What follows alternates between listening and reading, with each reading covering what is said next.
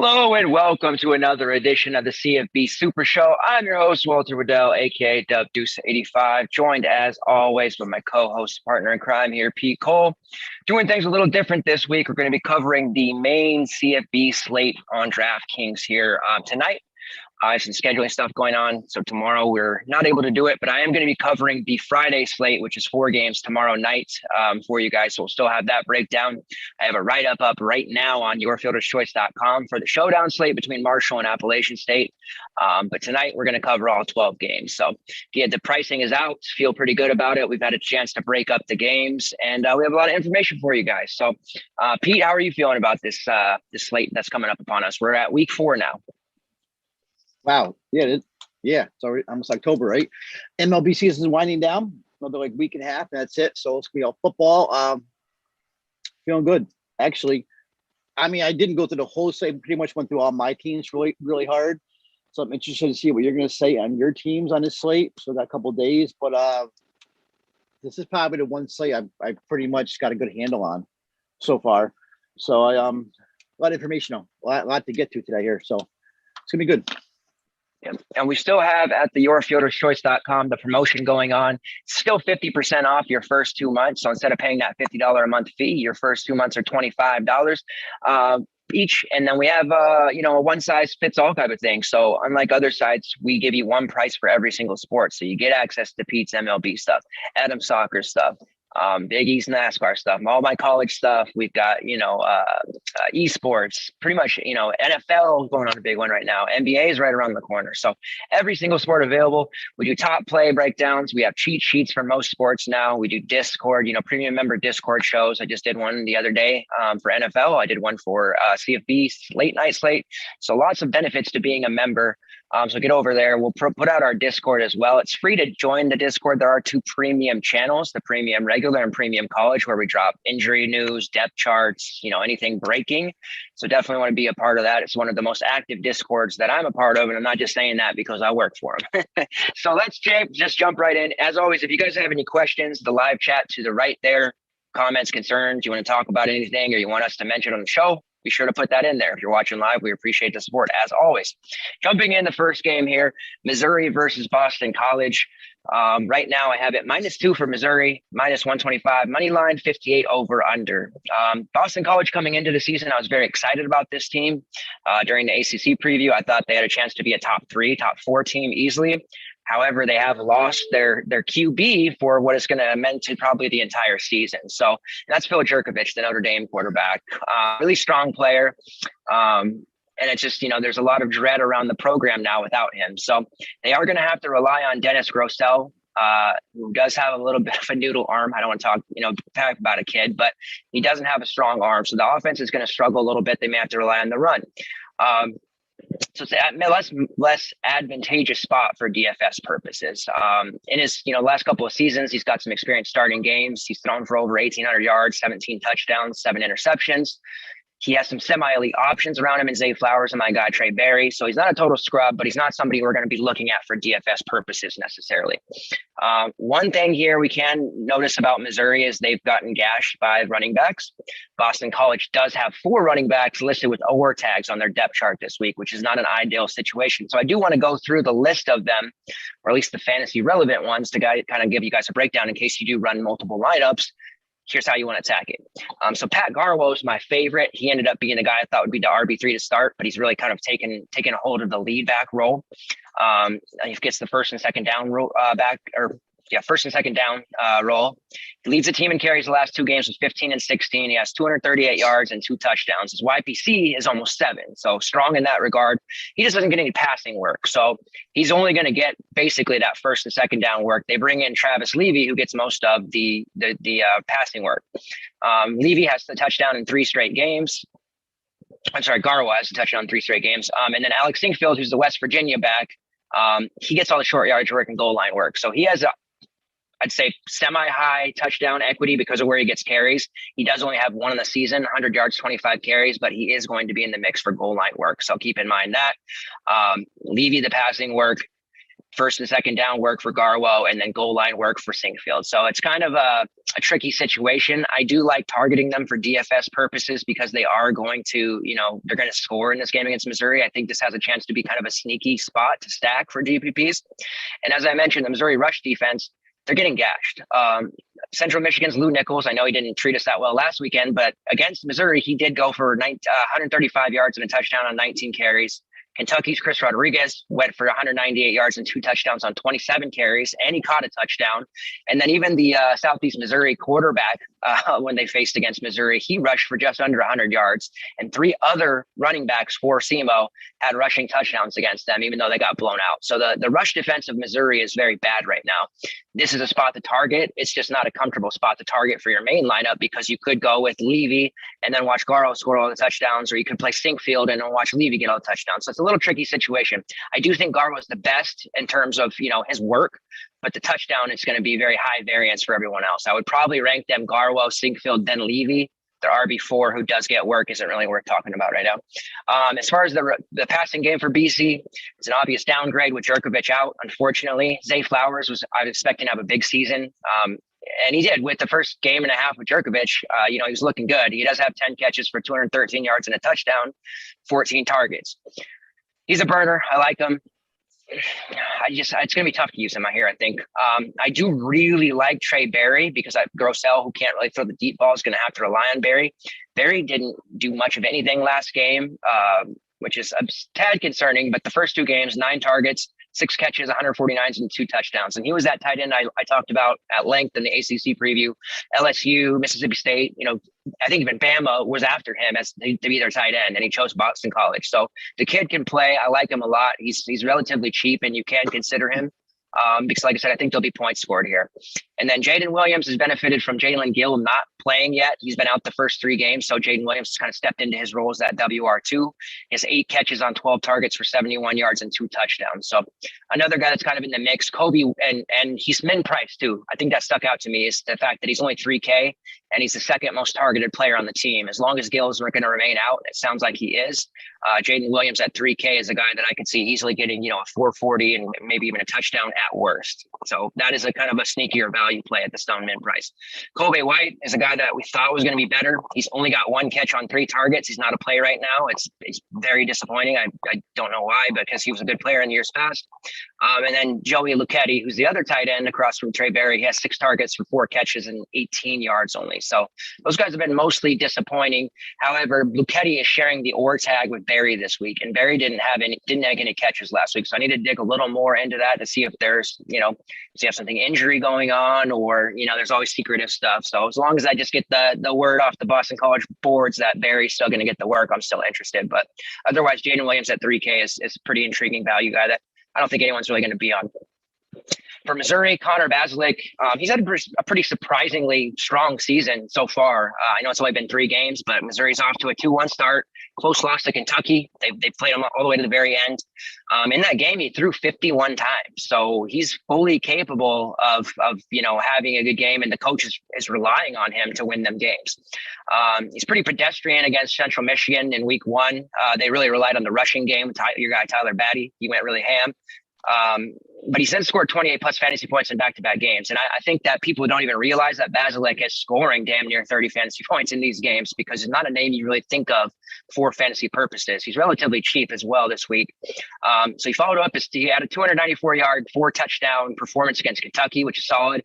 And then last week against SEMO, he had 346 and 3. Obviously, Southeast Missouri is not a great team, but the fact that he did that in a 59-28 blowout win is impressive because you don't usually see, QB1s get to play that much in big blowout games.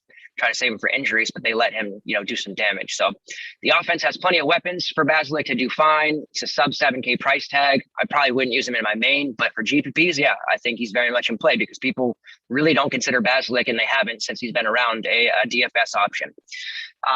The main team guy for this game in general is Tyler Batty. I mean, he's a bad man. Scored 30 plus fantasy points in all 3 games this year. His price was super low. originally his price is finally up, so it's going to make people have to decide if they want to use him or not. In that cakewalk game last week against SEMO, he scored 3 total touchdowns and he only had 11 touches. So it just shows you that this guy can score pretty much any time he touches the ball. He only had the 11 touches because of the blowout, but he has 345 yards rushing so far. His YPC is well over 7. I love that. He's got 15 catches for 142 yards, 6 total touchdowns, 3 rushing, 3 passing. Very high touchdown equity within this offense. He's second on the team in targets with 19. The next closest player has 13, so he's very heavily targeted. The leader has 20, so he's basically almost the leader. So he's pretty much one of the top, not even on the slate, but I think in college football in general, one of the top options when it comes to DFS right now. I don't think there's many that you can find that are doing as well or as heavily involved in the offense as he. And of course there are some, but the fact that it's Tyler Batty doing so much damage, you really have to consider him for your lineups this week. As far as the receivers go, Basilix, he's pretty much spreading the ball around. Outside of Tyler, you have really spread out targets. So I'm just going to go through them. Kiki Chisholm has 20 targets. Towski Dove 13. Chance Looper 12. Mookie Cooper 11. Dominic Lovett 11. And then tight end, who they like a lot, Nico Hay, he has 9 targets. So you can see it's very spread out. Chisholm's kind of the main guy, 10 catches, 117 yards, and a touchdown. Dove is a guy people know, but Chance Looper is somebody who I was kind of interested in. 9 catches for 129 yards and a touchdown on 12 targets. I don't think, really anybody's going to be looking at him. And then I kind of like their other tight end, Daniel Parker Jr. He has 6 targets, 4 catches, 38 yards, 2 touchdowns. Most of his work coming in the red zone area. So he has, again, you guys hear me talk about high touchdown equity for certain players. Parker is definitely one of those guys who's not going to get a lot of work anywhere on the field besides the red zone. And looking at prices for these guys, he's another guy that's 3-3. So you could take a GPP shot with him, and hope that, he catches a touchdown. And then Looper at 4-7, I think has some GPP viability as well. As I said, main team, though, you're really just looking at Tyler Main as your running back play. I think he's certainly in play in all formats, if not, main lineup for sure. 6'9" might be a little bit of a high price, all things considering. But right now, he looks like a guy who should be 9K. And he's probably the best running back just because of his combination that he's going to run, he's going to catch the ball. He's going to be very, very involved, and his touchdown equity is high. So that's where I'm at on this game. I think it has a lot of GPP winning qualities about it, and I think people are really going to ignore this game. So that is how I feel about Missouri and BC. I just wish Jerkovich, the jerk store, was not hurt. Very sad about that, but I think there'll still be some points scored here. So with that being said, we'll move on to Georgia and Vanderbilt. Take us away, Pete. All right, Georgia Vanderbilt. Over under 53. This is kind of a boring game really for DFS. We got Georgia, big ass favorite, 35-point favorite. Implied of 44. Vanderbilt's got implied of 9. So we're not really looking at Vanderbilt for DFS. But I mean, there is some importance here because Raymond Davis is out. He's out, I believe, for the year. Yeah, and on his toe. Yes, he's undergoing surgery. So he's done. And you see the line actually jumped. It was a 30. Georgia was a 31-point road favorite. I think now it's like 35. So yeah, actually I just said it. So it's jumped a lot since it first opened. Mainly because of Davis news. Don't sleep on Rocco Griffin though, who was Davis's backup. And when Davis got hurt last week in I think it was second quarter when he got hurt, Griffin came in and he did look explosive, especially behind the offensive line, which that Lacker was playing really well. Griffin came in and put together a decent game. And he had a run of 36 yards. He had a run of 34 yards. And he ended up with 19 carries, 107 yards in Stanford. So, I mean, Stanford's, a decent team. It's not Georgia. I mean, Georgia's got one of the best defenses in college football. But if I'm going to play anybody on this Vanderbilt team and, just take a chance on, it's probably going to be a little bit of Rocco Griffin at 3.7. 3.7 is a price. And, if he done against a Georgia defense, it's a dud. He's only 3.7. Patrick Smith's going to get a little bit of play in also. Smith's actually a lot less experienced than Rocco Griffin. A real athletic kid, explosive, got playmaking ability. He comes in at, I think, less than 3.7. I just lost Smith's. He comes at 3K, a minimum price. So if I'm going to play anybody, it's going to be Rocco Griffin. Beside that, on this Vanderbilt team, I'm not interested, especially against Georgia. Kenny Seals comes in at 5-0. I can't even see him getting 10 DK points. We do like usually the Vanderbilt receivers because they're so cheap, especially guys like Will Shepard, who's seen 35 targets this year, 19 receptions, but you can't play any of these guys in DFS this week against Georgia. So it's all about Georgia on this side. Even Georgia, I'm not crazy about. I never am on DFS, but I mean, you do got to say, I mean, JT Daniels actually looked really good last week. He looked like he was recovered, and threw that ball 31 times, completed 23 of them, 303 yards, 3 touchdowns on the night. And to me, he looked as good. I think as good as he's ever looked. And threw the ball down the field well. I saw some comments about him earlier, saying he was disappointed about the points that they left on the field, but that's going to happen. Whatever. But I do like Daniels. Daniels' price this week is, let me call George up. It's 8-1 now.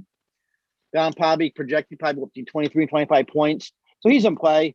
Don't worry about the oblique injury. I think he's back. So he's in play. Who else we got here? We got on their running back. The problem is with the running backs for Georgia, we got 2 running backs here. Zamir White, James Cook. I'm more on Cook at 6K because he's more of a versatile guy. Let me see. Last week they both found the end zone. Cook is definitely the more clear threat through the air. Caught 4 passes, 20 yards, and a touchdown. Kendall Milton's also, I guess, in the mix, but he fumbled, so I don't think he saw much playing time after that. I mean, their yardage is improving each game so far. So, and obviously, the 3 of them is going to improve against the Vanderbilt. The problem is, and you got kind of a two-headed monster there with Cook and White. If anyone, I'm going to play White, even though maybe Cook may be projected more and maybe a little bit more ownership. But to me, I'm more on James Cook early this week. So, and then the receivers. Georgia receivers right now, you got Brock Bowers. He's pretty much become a staple in this Georgia team. He caught, team high 5 passes for 53 yards last week. Mitchell, Jermaine Burton are also there. They both had decent nights. Mitchell caught 4 passes for 77. Burton caught 3 for 70. Burton also caught the longest pass of the night. I guess it was at 43 yards. But man, all these guys, GBP plays only. If anybody I'm gonna play, it's probably gonna be Brock Bowers at 6'6". He's probably the only one I would probably have any interest in. And then maybe JT Daniels and GPPs. That's it. I see Rosemead Jackson getting a little bit of love earlier at 3.5, but there's nothing that showed me where Jackson, he's only got 6 targets on a year, 3 receptions, unless there's something I'm missing. To me, if I'm playing anyone, is Brock Bowers. He's got double the targets of anybody else on the team right now. Almost double the receptions, 14 receptions. So Bowers is probably my top play receiver, GBP only. Daniels probably close to GBP only if he's at 8-1. And that's pretty much it. To me, this is more about it's going to be a Georgia blowout. And that's pretty much it. Yeah, there will be a time. Brock Bowers is stud. During the SEC show, we kind of talked about how Eric Gilbert was having trouble, and we had read that Brock Bowers was getting all this hype in camp, and he's lived up to it so far. A lot of people were saying Bowers was better than Gilbert, even if Gilbert was to play right now. That Bowers is kind of the future like Pitts of the conference. So he has done nothing but show out and prove himself every bit of deserving of that hype. And there's going to be times to use him in competitive games, but yeah, it's going to be tough to use him here, especially because DK did just such a good job of pricing him up. But we definitely saw this coming. So he's a stud. He's a guy to keep your guys' scopes on for the future. All right, next game, LSU versus Mississippi State. This should be a very fun game. The total's not as high as you would think, though. I have 57 on DK, minus 2.5 for LSU. And a lot of that has to do with the fact that Mississippi State's rush defense has been very, very strong. Passing defense has been kind of middling. and LSU has been giving up a lot of points in general. So we know that there should theoretically be a lot of points scored here, but the total's just coming in a little lower than I thought. As far as quarterbacks go, we'll start with Max Johnson. He's got that QB1 job locked down. There's been some injuries, guys leaving, so there's really no threat there. And he's humming right along. I mean, the LSU offense is looking really good. The defense has been kind of, there's question marks, and they probably won't make, the CFP because of it. But our offense, I think they might be one of the, better offensive teams in the conference, actually. He's thrown for 863 yards, 11 touchdowns, which is pretty damn impressive when you consider it's 3 games and only 2 interceptions. So he has fumbled the ball 3 times, 2 of them for losses. So that's a little bit of a question mark on his ball control. But, we don't lose a ton of points for fumbles, so whatever. And he has a plethora of pass catching options around him that are really going to, continue to be strong. Their rushing game is pedestrian. There's no 2 ways about it. Since CEH left, their rushing game just hasn't been picked up. Looking at his pass attempts, they're in the last 3 games, 46, 27, and 35. So, it's an air raid, assuming that Mississippi State's going to score. LSU's going to have to score. They're not going to really be able to do it on the ground. They're going to do it through the air. So Max Johnson's very much in play. I don't know that he'll end up being in, my main lineup, but he's certainly in the player pool. Absolutely. As far as LSU running backs go, John Emery suspended right now. It's talk of him being out for the year. There's some stuff with his grades. I don't know. He's just not playing. He was not that good when he does play anyway, so whatever. His backup, Armani Goodwin's banged up. So right now it's Tyrion Davis-Price and it's Corey Kiner. TDP hasn't practiced yet. It's early in the week still, though. It's Wednesday. Kiner, could wind up being a bell cow if Davis-Price can't go. I would normally be interested in Kiner, but this Mississippi State defense has been so good on the rushing side that I'm still a little worried about using him. Kiner didn't play at all in that UCLA game. He did lead the team in carries in their win against McNeese State, and he led the team in carries in their win over CMU. So the last 2 games, he has led the team in carries. 23 times for 130 yards and 2 touchdowns through those 2 games. He's 4-9. So I think even, maybe GPP exposure, we could get him because that's cheap for a guy who could potentially be carrying the ball 20 times. But like I said, look at what Mississippi State's rush defense has done. NC State, they held both those, Person and Xavier and Knight, who we know are strong running guys. They held them under 100. Memphis Star. We haven't had Memphis on the slate yet. When we do, I can't wait to talk about them. You guys, Memphis is probably one of the high-powered DFS offenses in the country right now when we get them on a slate. But Brandon Thomas, who's a guy who had 191 yards and 147 yards in the ground going into the Mississippi State game, they held him under 90. So you're looking at 2-3 strong, really running backs that Mississippi State said, no, you're going to beat us through the air if you're going to beat us at all. So that doesn't stand very good for a guy like Corey Kiner, who is nowhere near the level of Thomas and Person and Knight. But it is a cheap price for a guy who, if Tyrion Davis-Price ends up out, he's going to get the work. It won't be easy. As far as the wide receivers go, LSU's really been a pipeline to the NFL. I mean, they've been sending guys from their school to the NFL the last couple of years. Looks to me like Kayshon Boutte is going to be that next guy.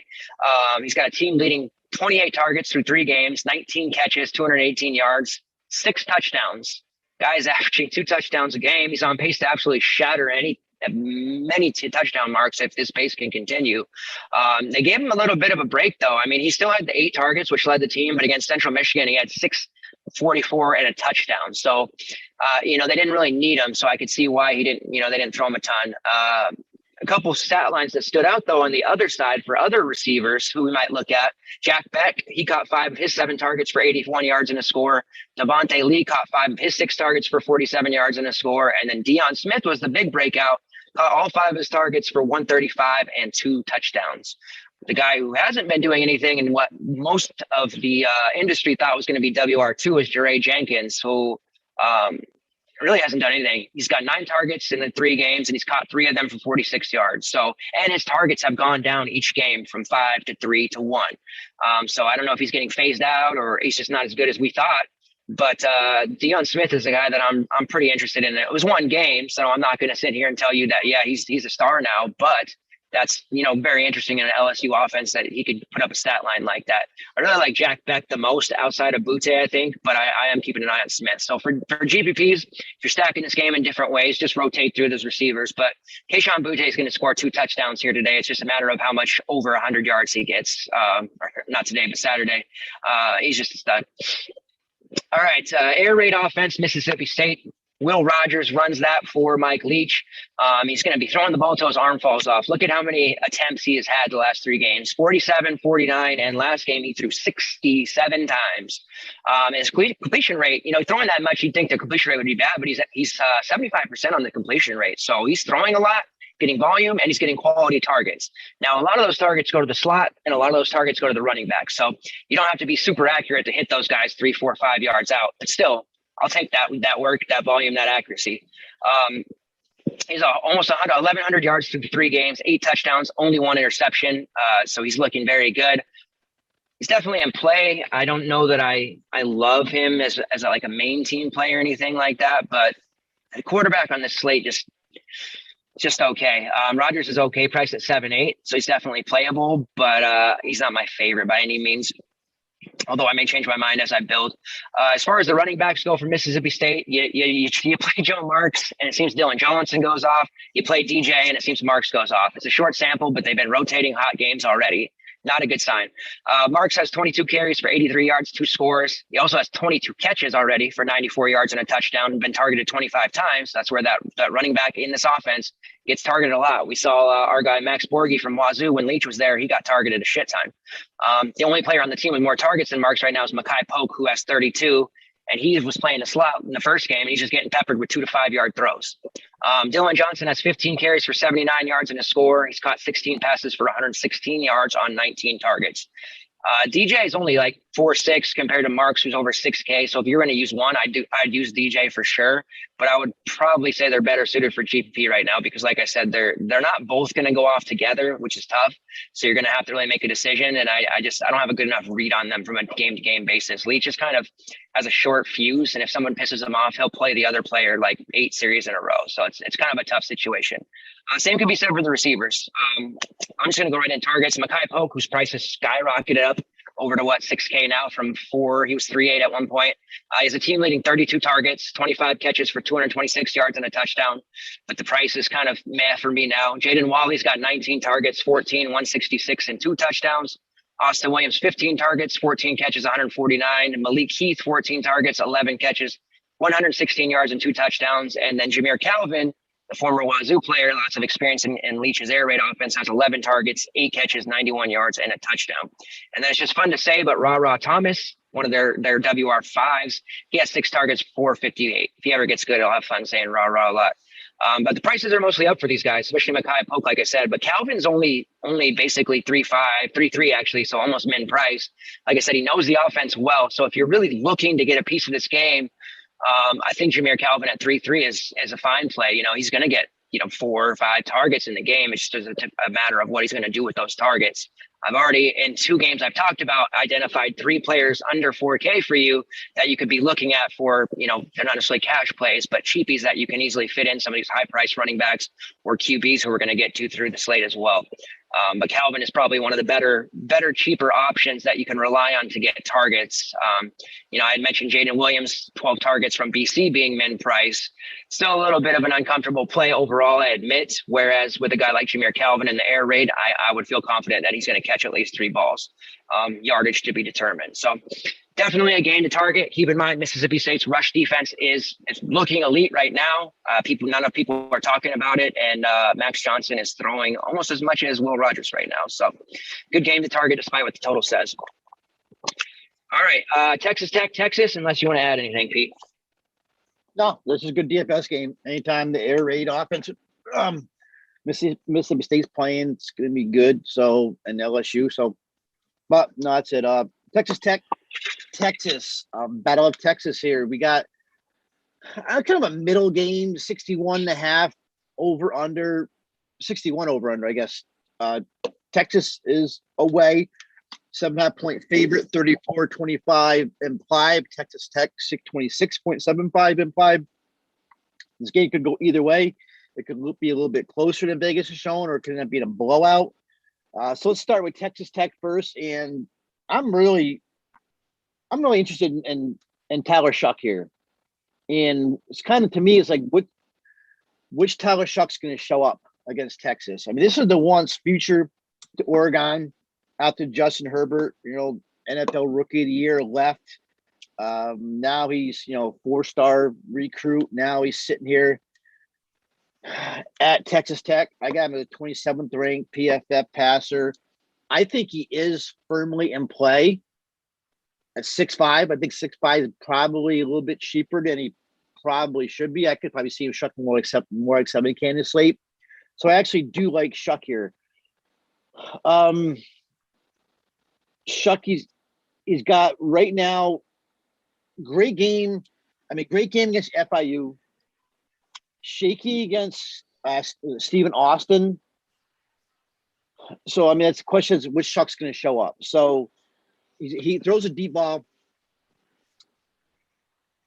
Questionable decision making sometimes. That's raised a lot of eyebrows from what I've seen.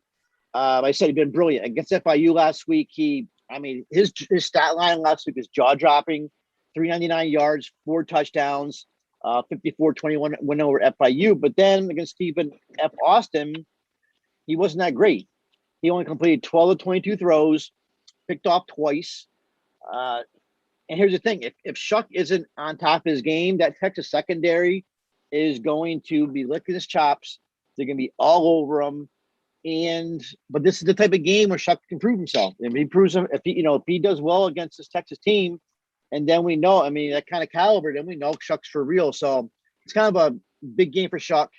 Probably been more GPP because just because he's going up against Texas.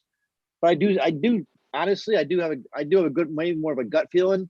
But I got a good feeling for him, and he's got a really good report start right now with Azukama,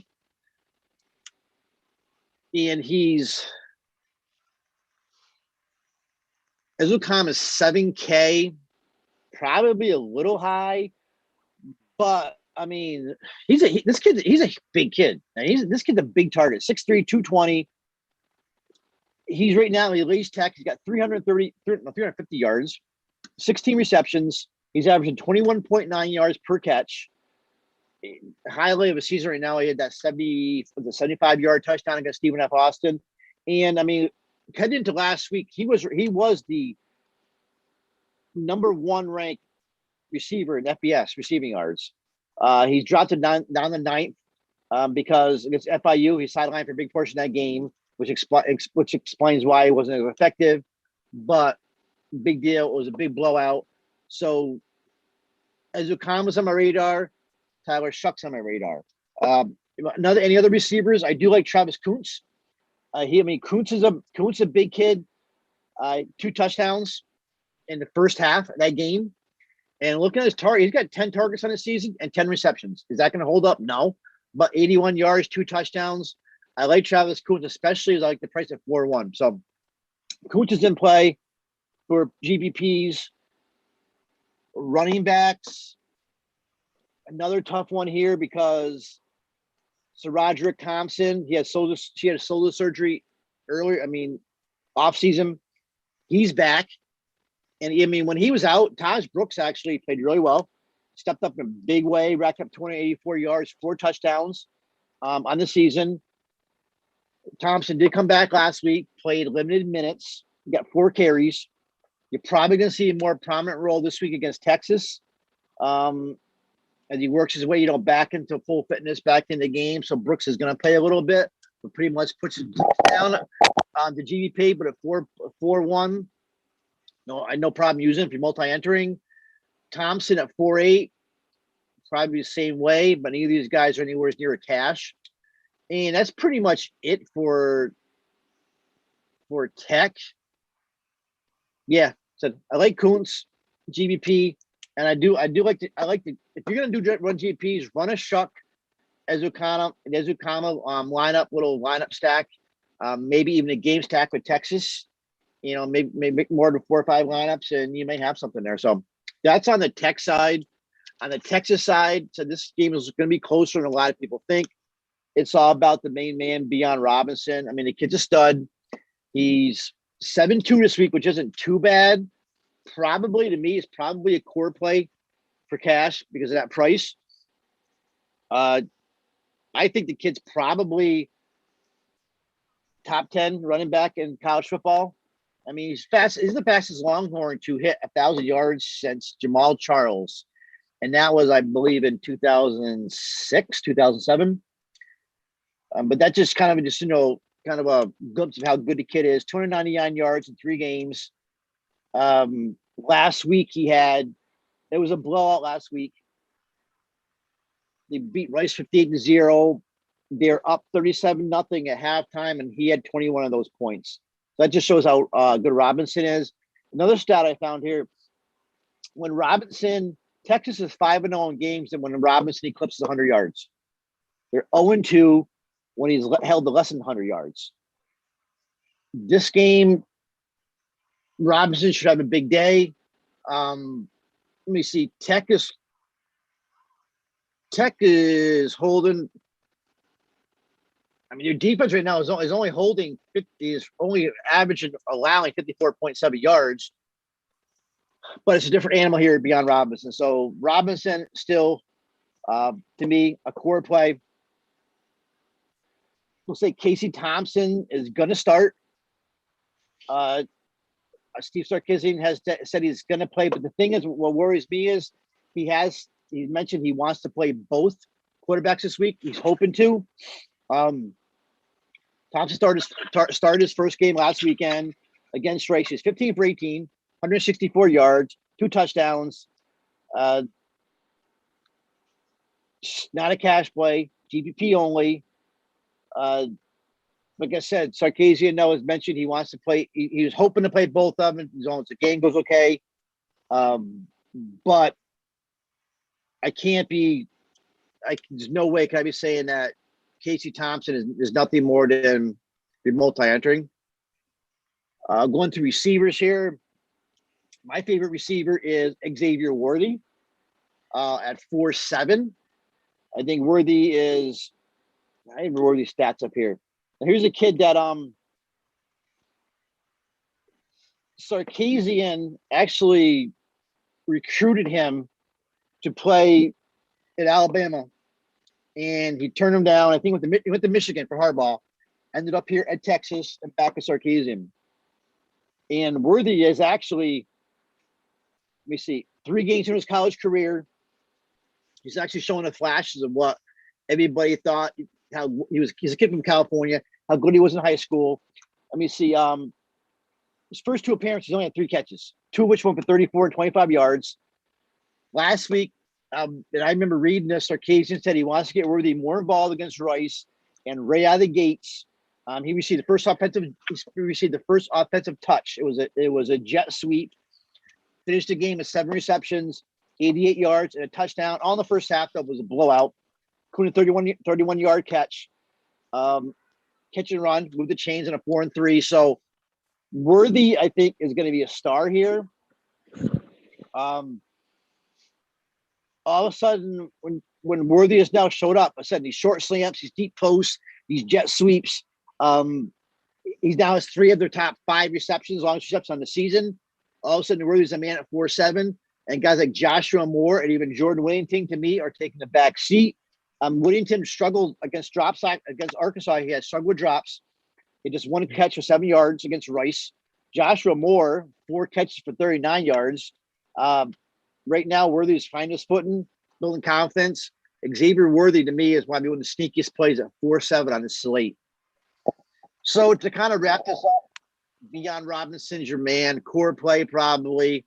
I like for Texas. I like Worthy a lot. Pretty much not touching anybody. I'm not touching Casey Thompson. I mean, Whittington's still in play at 5.8, but I really like Worthy at 4.7. Now $11 cheaper. I can see Worthy definitely out catching him, out receiving him. On the other side, the Texas Tech side, I like Tyler Slug. We talked about it in the preseason. I think Slug, this is kind of a make or break game. It's going to show what Slug's all about. I think he could come through. Good play. I like Ezukama. And that's pretty much it. Running backs, you got to say now we have 2 monster Thompson and Brooks, and maybe a little bit of Travis Kuntz on GPPs. That's what we got. Dig it. Yeah. I know, we kind of got the Whittington Ham low owned game in week 1. And yeah, he hasn't looked so good. So that word they call it, I definitely like it. Texas has a kid named Kai Money, who I've been hoping is going to emerge as like a second or third option because is Kai Money. I mean, how can he not be a stud? So that's somebody on Texas I keep waiting to blow up. Yeah, All right. 3K, he's not quite there yet, but he's got the name for it. All right, SMU versus TCU, and this was one when when the pricing first came out, and I opened in quarterbacks. I had to quadruple take at the name I saw at the top of the board because it was former Oklahoma transfer Tanner Mordecai, priced at $9K, and I know he's done well. Thrown for over 1,000 yards, 16 touchdowns in 3 games, just 2 interceptions. He's been a stud. Competition may be lacking. I played Abilene Christian, North Texas, so I know North Texas is pretty decent. Louisiana Tech, they're okay, but they're facing a much different animal on TCU this week. TCU's defense is very problematic. So I am not going to be paying $9K for Mordecai. And I do think people may, because people have a tendency, and it may not be regular grinders this time, but people who play, there will be people who roster Mordecai because they open a slate and they go to the top and they say, oh, I got to pay up for this guy. He's the best. And Abilene Christian threw for 7 touchdowns. That's impressive, no doubt. Threw for 395 and 5 touchdowns, and that Hail Mary touchdown win over Louisiana Tech last week. He's impressive, and I get that. And he's even got experience playing in Norman, being a backup there. But I can't bring myself to pay it. TCU's defense is very strong. I watched the Cal TCU game because I have a little interest in Cal on a week-to-week basis. I'm a Garbers guy, and I watched Cal score on them really quickly, 14 points, and then TCU said no more. And for 3 quarters in a row, they gave up no more touchdowns. Cal still put up over 400 yards of total offense against them. But like I said, the last 3 quarters, they really were struggling. I think they scored, I think it was like 1 more time. So very much a strong elite defense. Maybe I shouldn't call them elite yet, but a very strong defense, definitely. The average they're allowing is 289 yards. Granted, the first game was against Duquesne's.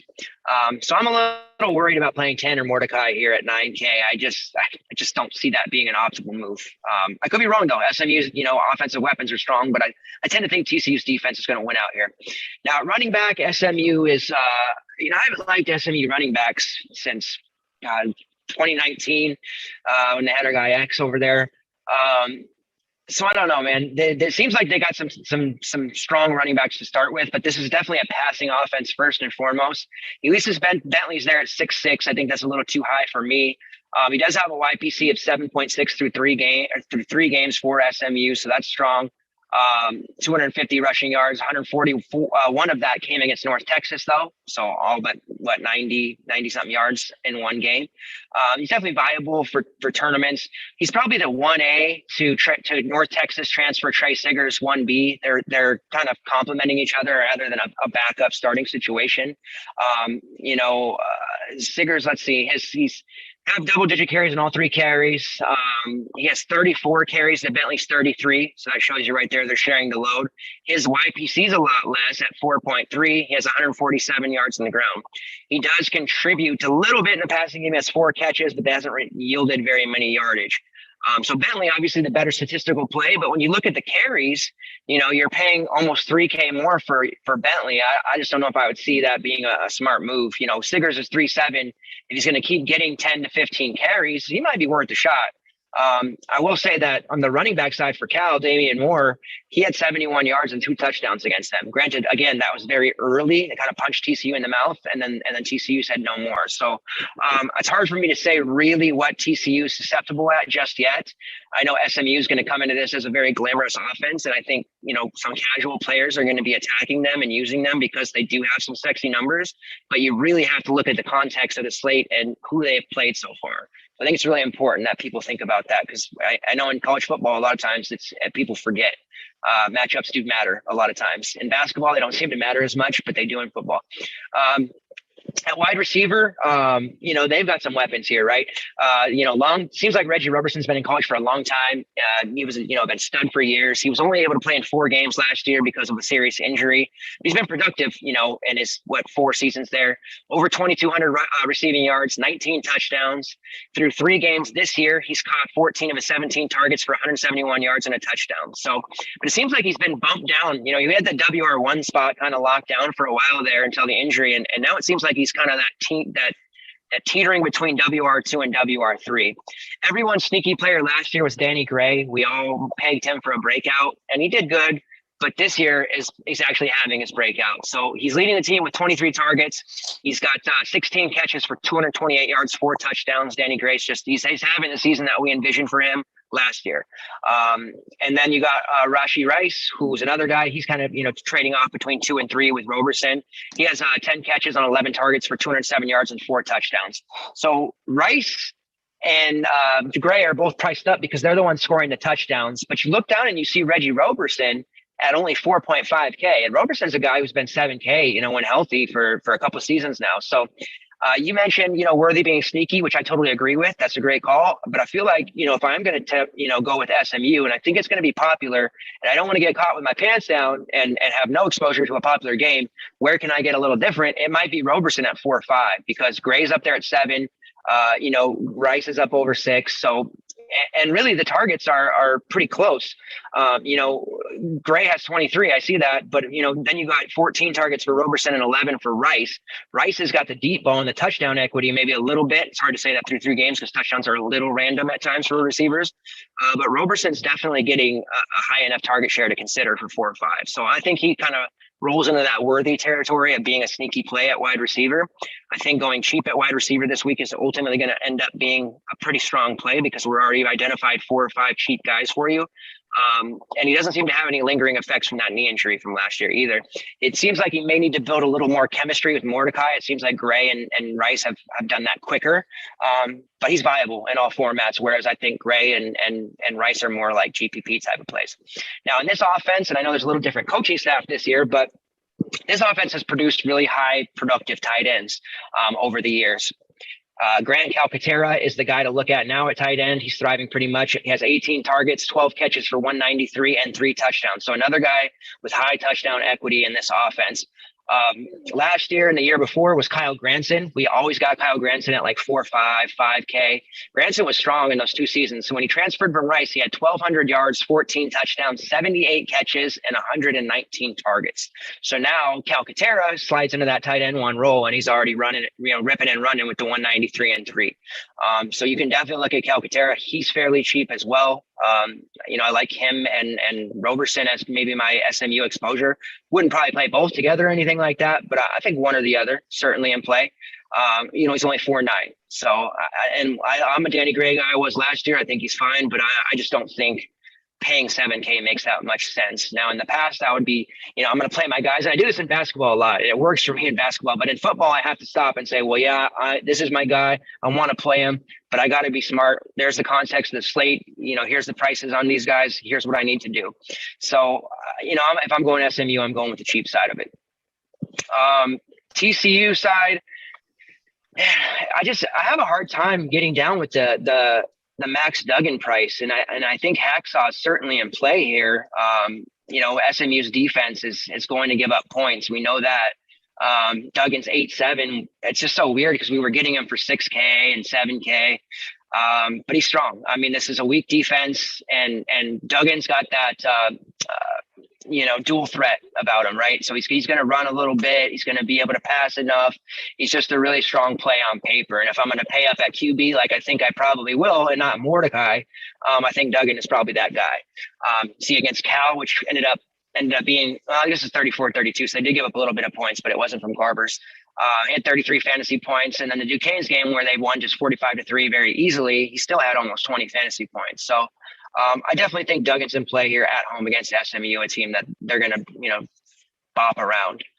At running back for TCU, there's definitely some place now with DeMarcado banged up. He was out against Cal, and I think he's sounds like he's not on he's not on the current depth chart, but that could change. So right now it's Zach Evans at running back. Kendre Miller, who's a pretty solid player, and then a little bit of Foster. Zach Evans had the nice breakout. I think you might have been on him against Cal, or you talked about him at least. He went for 190 and a touchdown there, 30 fantasy points. His price has shot way up to 6'2". Kendre Miller's down there at 4K, so I think Miller is fine for a GPP type play, especially if Jim Ricardo can't go. But Evans at 6'2" against SMU, he should do well. I mean, if he's going to start muscling out the other backs and he's going to be a 20-plus carry guy, then absolutely. We haven't been able to count on him for that because they play so many other backs. But if the coaching staff sees, hey, Evans really is the guy, highly rated recruit, let's go. He's very much in play at 6'2". If I can get confirmation that, yeah, he's going to play 20 or get 20 carries or more. And then at wide receiver, I was kicking myself in this matchup. I ended up playing an ECU wide receiver in CJ Johnson, and I should have been playing Quentin Johnson. And Quentin Johnson was the guy we talked about on the show going into that Cal game. He had 5 catches, 95 yards, 2 touchdowns at 5'1". Now his price is ridiculously ludicrous at 8'2". Can't use him at 8'2". He is Duggan's number 1 receiver, his favorite receiver. He will get work in this offense on the regular, but we're going to have to wait for his price to go back down. We missed the boat on that one. I'm very upset with myself for missing the boat on that. Leads the team in 16 targets, 9 catches, 133 and 2. Really nobody else in this passing game to look at. In the past, Tay Barber was a big time play, but he only has 4 targets. And JD Spielman, who we highlighted on the last one at min price, he has 3 catches on 3 targets with a touchdown. If you want to get, a little tricky and you're running multiple, I still think Spielman has value in this offense. I mean, coming from Nebraska, he was a big time producer.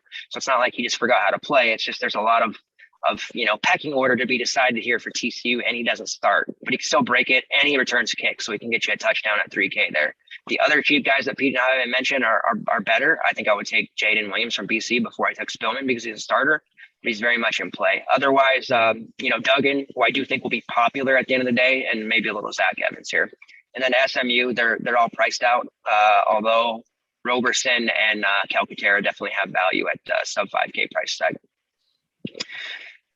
All right, so that is the SMU TCU game. Let's move on. Where are we at here next? Texas A&M and Arkansas. All right, so we got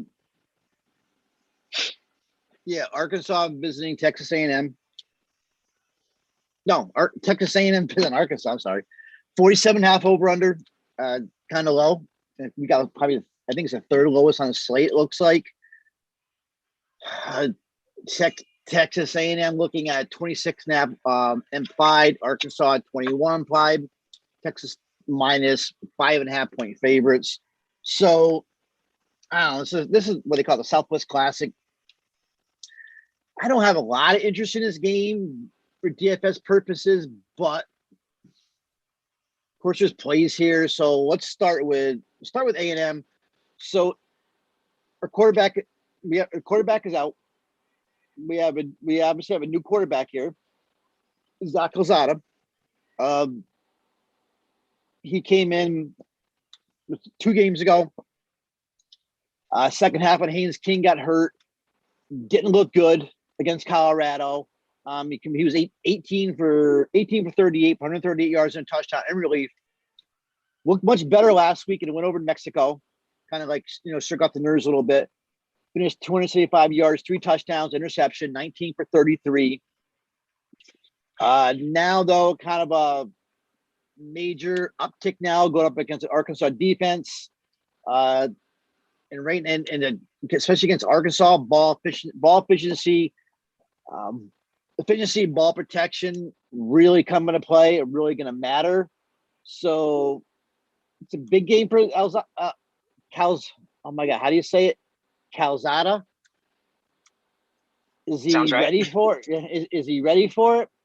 Not sure, but he didn't look much confident in the pocket last week than he did against Colorado. So we'll see, but I'm not playing this kid, and pretty much probably anything. Maybe entering shitload of lineups, maybe throw him in there somewhere.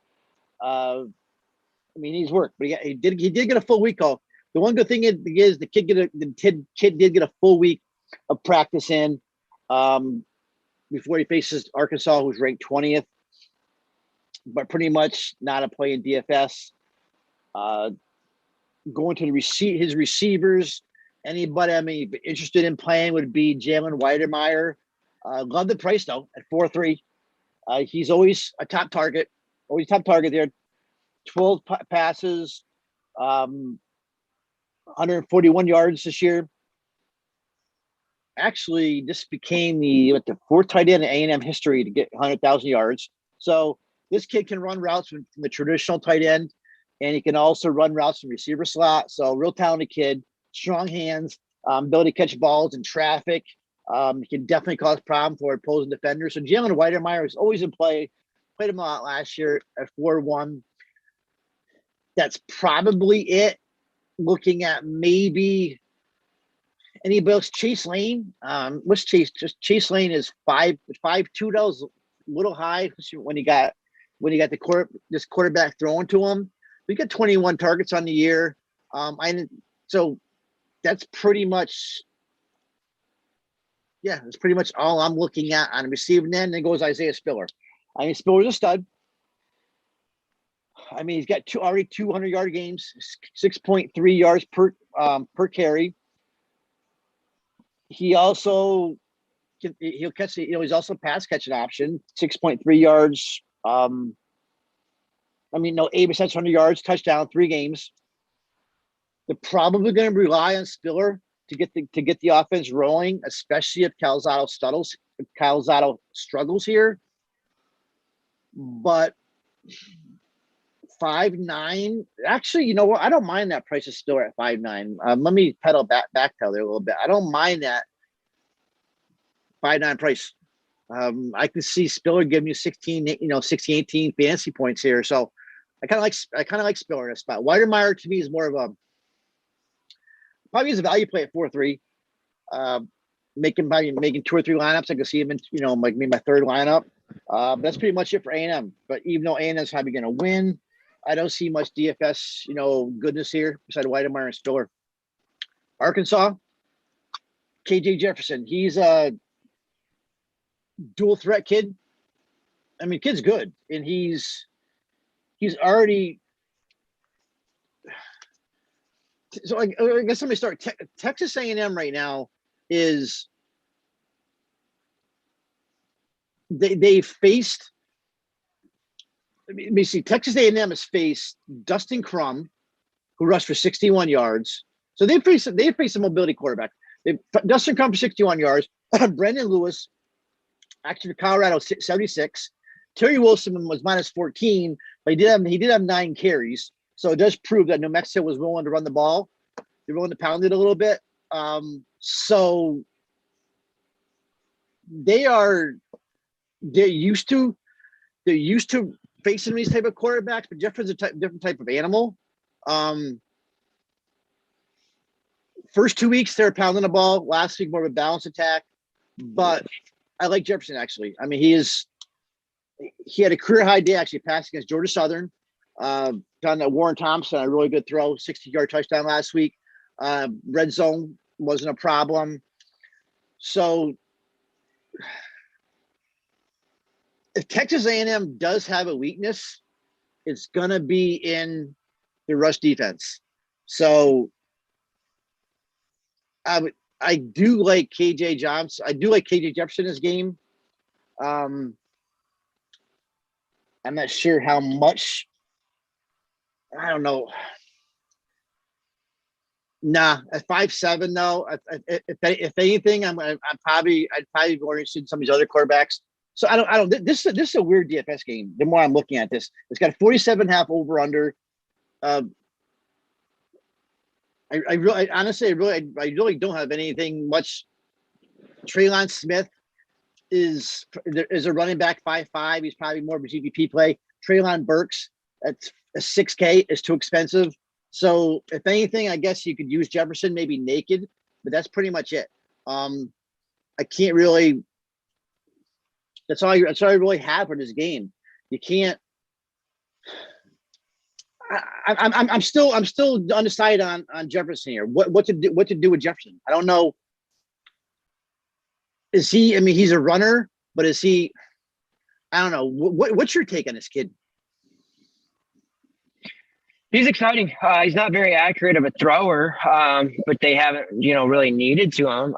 But he's so good on the ground, and teams have to respect that. The trouble is that Texas A&M and Arkansas's defenses and the total reflects that, are both really they're not elite, but they're strong. And I have question marks about enough points being scored in this game.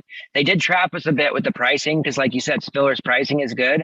Arkansas's D's been good though. I mean, even our guy, Bijan Robinson, he only had 69 yards against this Arkansas team. Yeah, that's right. They kind of shut him down a little bit. So I don't have much interest in it.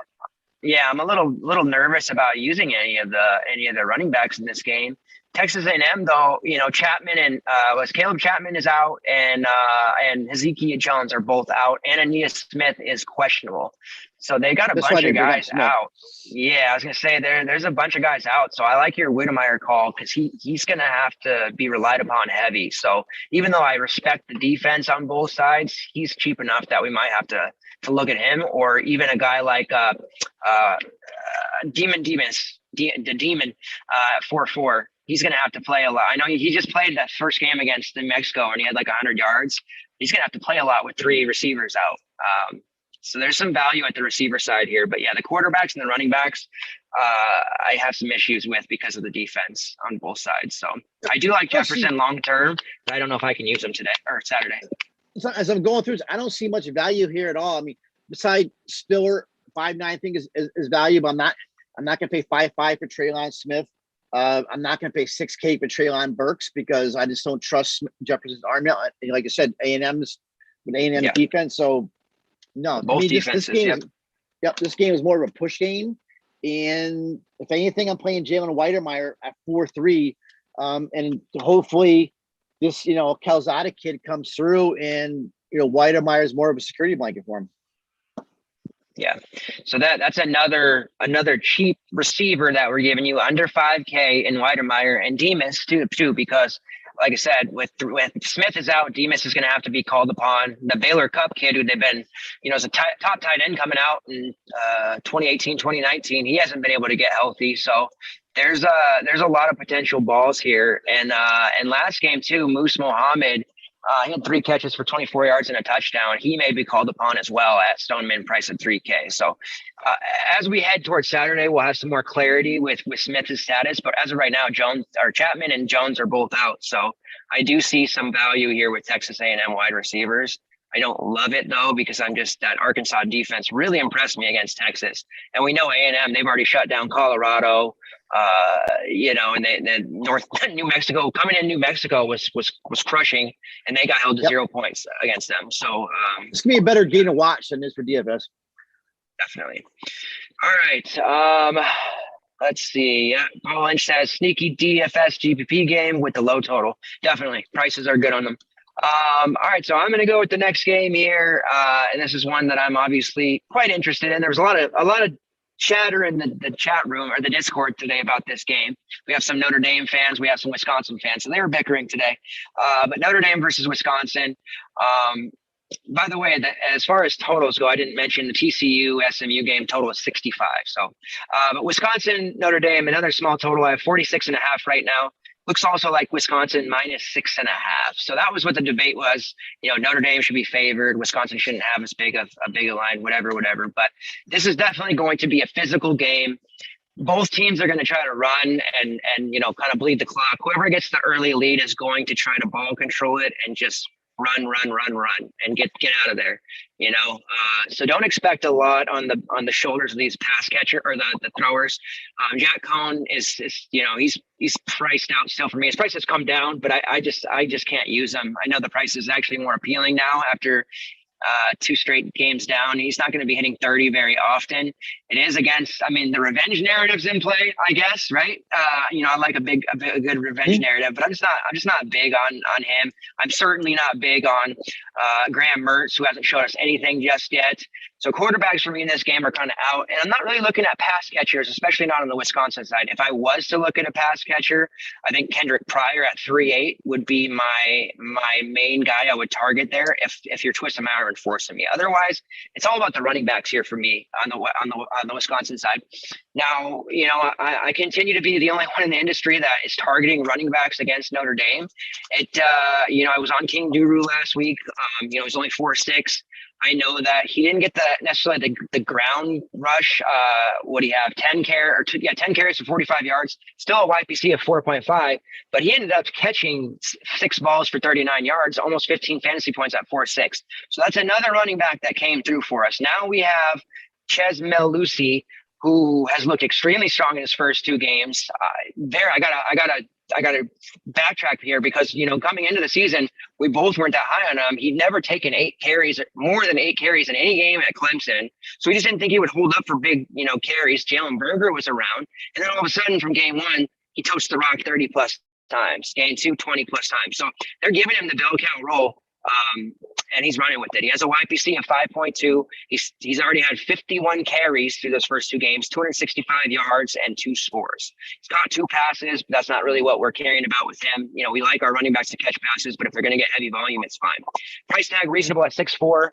Give me some of that Chez Mellusi. If he's going to be low owned again, I'm happy. I'm going to keep riding with these RB1s against Notre Dame, and I'm not going to stop until it doesn't work anymore. And this is a perfect situation for him. Wisconsin, they're going to want to get the lead. They're at home, milk the clock, beat Notre Dame and be done. So he's going to get a lot of carries, 20 plus easily. Jalen Berger did get work. He didn't play in that first game, but last week Jalen Berger had 15 carries for 62 yards and a touchdown. So that is something to note that Berger's back in the mix after being kind of in the doghouse in week 1. And then Isaac Arindo had 13 carries in week 1. But now he was reduced to 4 in the blowout over EMU. However, 4 of the carries was 92 yards and a score with an 82-yard touchdown. So he's still sort of in the mix, but honestly, this is Chez Mellusi. They're going to run the ball a lot. Notre Dame, like I said, King was the last one to just go off against them. Well, not go off, but score 15 at 4-6. And we already know that FSU and our guy Brian Kovac killed them. So on the ground, they're susceptible. There's no argument against it. For Notre Dame, as I mentioned, I'm not really looking at the pass catchers. Baby Gronk's price is down. He's below 6K now after his 1 catch for 5-yard game last week after combining for 16, 201, and 3 in his first 2 games. So he's going to be the main pass catcher if they're going to have success passing the ball. Kevin Austin, Avery Davis, and Braden Lenzy are all pretty cheap, but I wouldn't be targeting them here. But no, instead I'd be looking at Kieran Williams, and he's only 5'7" this week, which is really too cheap. I think DK overreacted a little bit to this game, even though it's a tough matchup. It appears they're adding to their algo this time, matchups or totals, because his production has been worthy of a 7K player because he is a 7K player. So I don't know that he'll end up in my main. It's definitely feels like a trap at this point. But the Wisconsin defense, it's worth noting that they're very strong in all aspects right now, and that he may have trouble finding room on the ground. But he has such a big pass catching ability that he can usually get there, whether it's from catching balls or running. He did improve upon his YPC last week. He rushed for 7.6, and he wasn't above 5 before that. And he scored 2 touchdowns for rushing and receiving. And then Tyree, he's in the mix. 10 catches for 103 yards through 3 games, 72 yards in the ground. Like I said, both teams in this game are really going to try to ball control, milk the clock. They know it's going to be a physical game. I don't see a ton of passing being asked of Cone or Mertz in this one. So it's really targeting, Kieran Williams, maybe Tyree and GPPs. And then like I said, I'm all in on Chez Mellusi. You can just pencil me in for taking the running back against Notre Dame week in and week out. And if they're going to keep on being 5% owned, 2% owned, 0.7% owned, then I'm happy to hell about it, because that's going to be easy value for us and all season long until the rest of the industry figures it out or Notre Dame figures out how to stop the run. But that's pretty much it with that game. Running backs are bust for me. There's not a lot else to like in that situation. I just don't see a lot of passing. So we'll move it along to the Louisville SFU game. Should be lots of fantasy, gold in this one. I think it'll be pretty popular as well. What do you got for us? Yeah, this is actually a good game. 61.5 over under. That's the latest, I guess. 61.5. We got Louisville going into Florida State. Louisville is only favored by 1.5. And this is Florida State's worst start in 50 years. I'm assuming you see. I think that's kind of a tight spread. I thought you were going to see a little higher spread with Louisville favored by a little bit more, but that's pretty much what it is. Vegas is telling us that this is going to be a close game. So Vegas is telling us that Louisville is beatable. And just looking at, I guess, some of the stats quick. I mean, Louisville is allowed 246 yards in the air, 162 on the ground. Florida State's allowing 289 in the air, 132 on the ground. It's all around the main quarterback here for Louisville. Malik Cunningham at 8.8. I mean, his price is high. You got to pay for the price if you want him, but I think he's worth it. I mean, the kid's having a hell of a season right now. He's probably right now top 3 dual threat quarterbacks in the country. I mean, he's found the footsteps of Lamar Jackson, Teddy Bridgewater here, of these guys. So let me see, he's got 5,700 yards combined rushing passes first 2 seasons. 25th among FBS quarterbacks. Just some stats there, and he's pretty much picked up where he left off so far. He completed 60 of his 98 attempts, 734 yards, only 2 interceptions first 3 games. And FSU, they saw firsthand in Norvell's first season what Cunningham was capable of doing, especially with his throwing. He completed 16-24 with 278, 2 touchdowns in that huge drought, 48-16 last year. He also ran for 40 yards and 7 carries.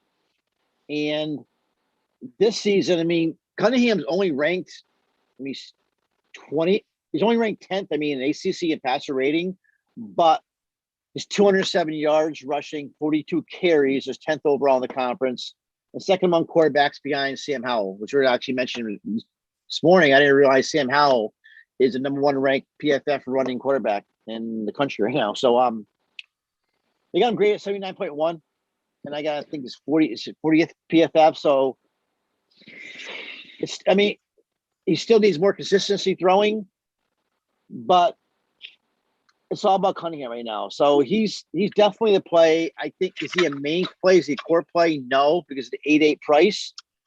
But I think he's definitely playable. I may have my main lineup. Good offensive line. He's running behind 0-2. And he's got, this kid Jalen Mitchell has actually come into his own as a freshman right now too. So I just don't see FSU staying with Cunningham this week. They're going to be tough. Right now, FSU is pretty much, they're used to playing a bunch of statues in the pocket in the first 3 games. So, and now all of a sudden, they're running into Cunningham, who's going to be a totally different animal. So I see this. I see this, to me, that this spread's going to be a hell of a lot bigger than Vegas is telling us right now. So I guess we'll see though. But I think he's Malik's in play. Jalen Mitchell at 5.1, definitely a value play. Said we just gave his numbers. He's definitely. Everybody thought Hassan Hall was going to be the main man, and now Hall's pretty much dropped down, and Mitchell's the guy. On the receiving end, you see Marshawn. We talked about it during a showdown 2 weeks ago. I like Marshawn Ford. Marshawn Ford he's an H-back. He's Cunningham's favorite target. 13 receptions, 156 yards and a touchdown.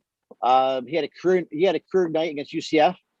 8 receptions, 100 yards. So I like Marshawn Ford at 5.5. No problem paying him there. You got the freshman there, Amari Huggins Bruce, who still leads the Cardinals with 174 receptions, 174 yards. 7 receptions, 24.86 per catch. He's probably, beside Ford, my top receiver there.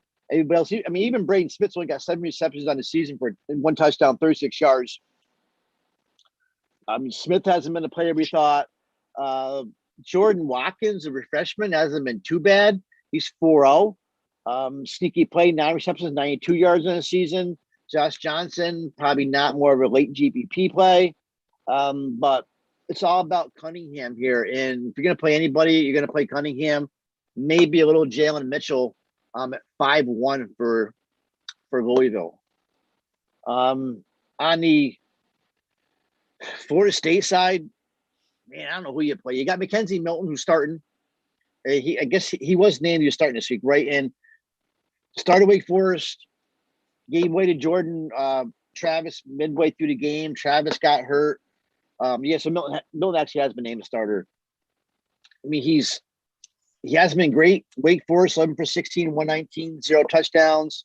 The Jacksonville State game, 18 for 31, 133. Man, there's not much here for FSU. If anything, it's the running backs. The running backs are pretty much the strong part of their offense. I think personally, you see they rank 40th nationally in yards per rush, and Treshaun Corbin, Treshaun Ward combined. I mean, they're really two solid backs. They've combined for 449 yards. Ward's averaging 8 yards per carry against Notre Dame. Only ran the ball 6 times the previous week. Corbin averaged 7.72 yards per carry. They only had 15 carries and went nearly the entire quarter without touching the ball against Jacksonville State. So FSU is nobody you can really play here. You want to play Millen GBP, go ahead. If you think Travis is going to be out for the game, he's going to get the whole game in. But you can't play Corbin and Ward because you said they're a two-headed monster. Somebody can play for FSU. So if anything, it's Blake Cunningham. Play a little Jalen Mitchell, a running back. I like Marshawn Ford, but 5.5 is kind of high, even though it's a high total here. It's a good. You would think it's a good DFS game, but it comes down to it, it really ain't unless you're gonna play Blake Cunningham. Yeah, and I saw something today with Andrew Parchment. This reminded me because we expected him to kind of step out and be a WR1 for them. He had like 25 snaps 52 snaps the first 2 games, and then last week he had 8.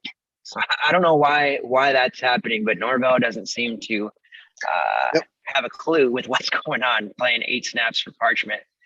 No targets, right? As Jayville State had 7 targets, but yeah, to go from 52 snaps to 8 is wild when he's, clearly one of the best options on paper for them. But yeah, FSU is a tough team to target right now. And I'm with you on Cunningham. I haven't decided yet. I think Duggan is going to be the chalk move. So yeah, Cunningham certainly has appeal. We know FSU is going to get ripped. They're going to have a hard time dealing with the running quarterback. Cunningham, he's just impressing because of his dual threat upside, but he's making better throws the last 2 weeks. And even against Ole Miss, he got there because of his touchdowns on the ground and scored 32. So I think he's pretty locked into 30 fantasy points. I think they might be being generous with Duggan's projection early on. But yeah, I like Cunningham here. It's hard not to. He's much more mature quarterback this year. He just looks like, the quarterback now. The quarterbacks, like you said, like guys like Lamar Jackson and Bridgewater, these guys. So this is his year. To me, I just think he's just going to get better as the season goes on.